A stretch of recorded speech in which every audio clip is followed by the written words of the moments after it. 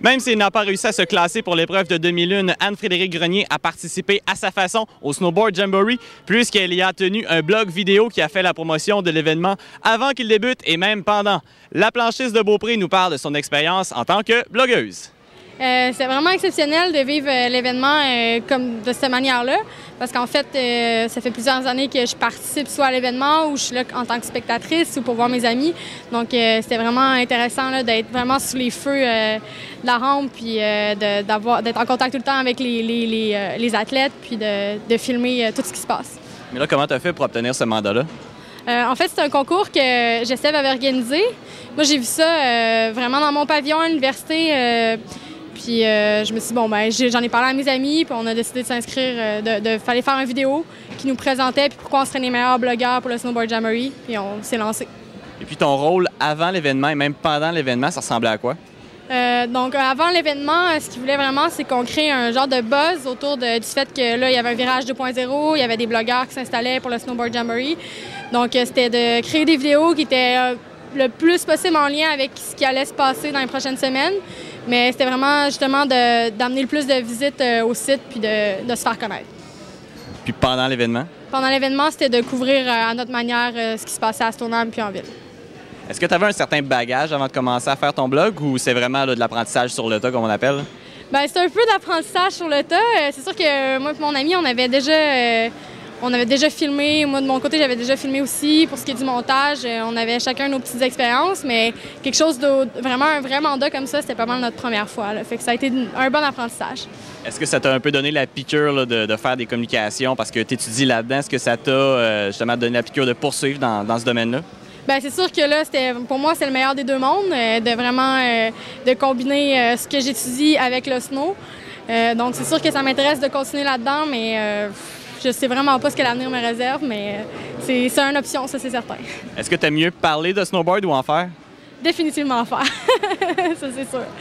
Est-ce que c'est un peu cruel, justement, de voir les athlètes pouvoir faire du snowboard pour la Coupe du Monde et toi, de parler d'eux? Oui. Non, ça, c'était quelque chose qui me faisait de quoi, mais en même temps, j'étais quand même là, j'avais quand même la chance d'être vraiment près de tout ce qui se passait, donc je me consolais avec ça. L'an passé, on t'avait rencontré pour l'émission pour parler de toi en tant qu'athlète. Comment ça va de ce côté-là? Ça va bien. J'ai des bons résultats cette année, vraiment. Je reviens il y a 2 semaines de la Turquie pour les Jeux universitaires. C'est vraiment une expérience inoubliable. Premièrement, la Turquie.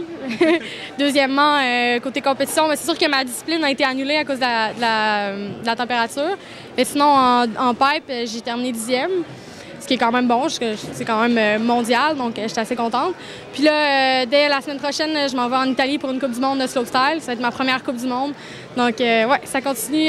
J'étais encore dans ma montée là, pour ce qui est en tant qu'athlète. Est-ce que tu as d'entamer les championnats du monde qui vont être disputés à Stoneham en 2013? C'est sûr que j'aimerais vraiment ça. En slopestyle, je serais vraiment contente de faire les championnats du monde. Puis, est-ce qu'on parle encore d'Olympique? Au jour le jour. Anne-Frédérique, merci beaucoup. Merci.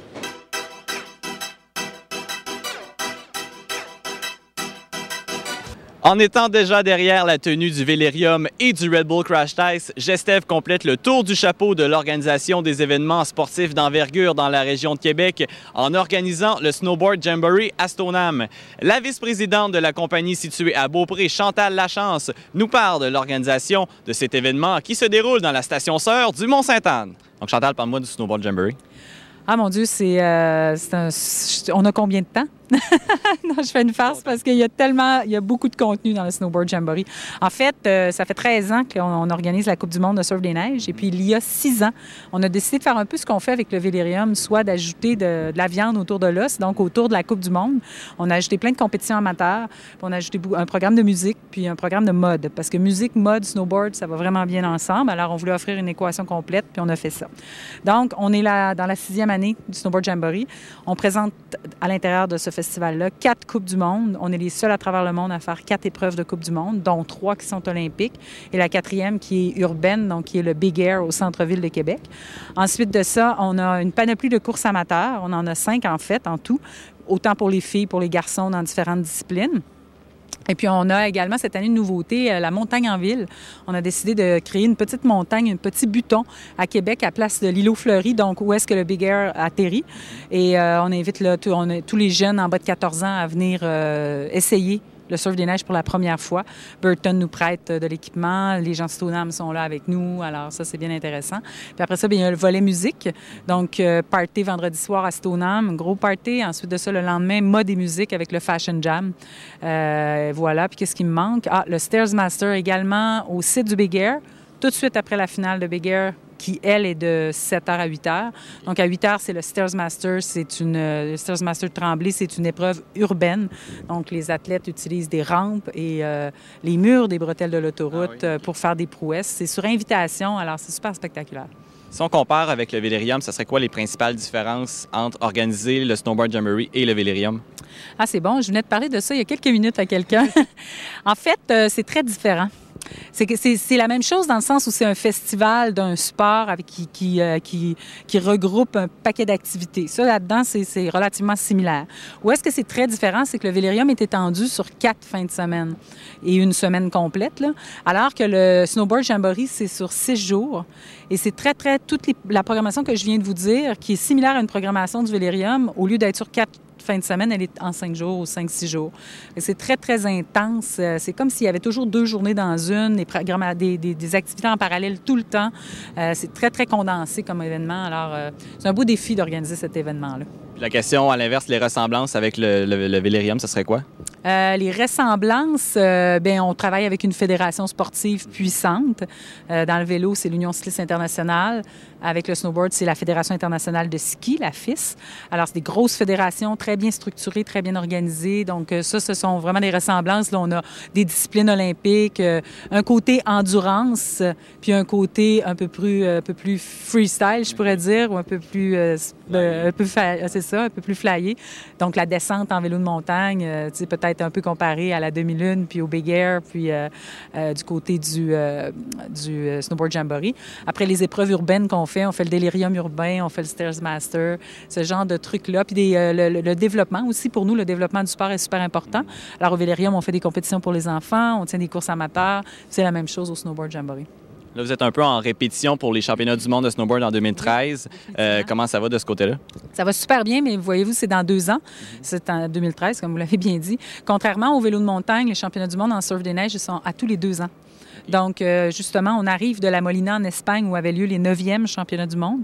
On est allé leur dire qu'on les attendait en 2013 à Québec. Et puis, donc, c'est vraiment, comment je dirais ça? On sent beaucoup la pression par rapport à cet événement-là qui s'en vient. Nous, ça fait déjà 3 ans qu'on sait que l'événement s'en vient, mais il en reste 2 seulement. Et puis la Fédération internationale, on sent qu'ils nous mettent beaucoup de pression pour offrir des événements de qualité. En fait, on est en train de vivre ce qu'on a vécu avec le Vélérium, justement. En route vers les championnats du monde, la Fédération internationale nous mettait de plus en plus de pression pour que nos parcours soient parfaits, que notre organisation soit parfaite. Alors là, c'est le phénomène snowboard qui est la même chose. Là. Les fédérations, on sent la pression. Justement, à quel point l'expérience acquise lors des championnats du monde de vélo vont vous servir pour 2013? Je dirais, spontanément, j'ai envie de vous dire budgétairement parlant. La gestion d'un budget de championnat du monde, ce n'est pas un budget de Coupe du monde, c'est minimum 2 fois plus gros. C'est la même chose dans le surf des neiges aussi. Notre budget va passer de 3 millions à 5,5, quelque chose comme ça. Alors, je pense que les petites erreurs ou les trucs qu'on a appris, si on veut, en faisant les championnats du monde qu'on vient de faire en 2010 là, au Mont-Sainte-Anne, bien c'est sûr qu'on a appris, là, il y a des trucs, différents petits trucs là, au niveau budgétaire qu'on va se souvenir en planifiant les championnats du monde. Sinon aussi, du point de vue marketing, comment la stratégie ou le plan de communication qu'on a mis en place pour les championnats du monde, bien, c'est certain qu'on a fait des trucs qui ont très bien marché, des trucs qui ont bien marché. Alors, c'est certain qu'on va se servir de toutes ces expériences-là pour planifier là, les championnats du monde 2013. Est-ce qu'au niveau de la FIS, la réputation de Gestev a commencé un peu à circuler, là, justement, à la suite des championnats du monde de vélo de montagne, comme quoi vous êtes capable d'organiser un gros événement comme ça? Définitivement. Très bonne question parce que nos relations avec la FIS sont effectivement très, très bonnes. D'ailleurs, avec eux, on envisage d'organiser d'autres événements. Vous avez peut-être entendu parler de l'événement urbain là, en ski alpin, un slalom parallèle en ville. Alors, on est en train de regarder ça avec la FIS. En fait, ils ont pas mal confiance confiance en nous, même qu'ils nous demandent là, d'aller faire des conférences à d'autres organisateurs ou à d'autres fédérations de d'autres pays pour leur expliquer notre concept de festival qu'on organise justement de type Vélérium ou de type Snowboard Jamboree. Semblerait qu'en tout cas sur le circuit mondial, on soit les seuls à faire ce genre d'activité-là autour, mais avec cette ampleur, là, parce que nous, c'est des événements qui ont beaucoup d'ampleur. Les autres font des plus petites affaires tout le tour, mais en tout cas, on nous demande ça, donc j'imagine que la confiance est vraiment là.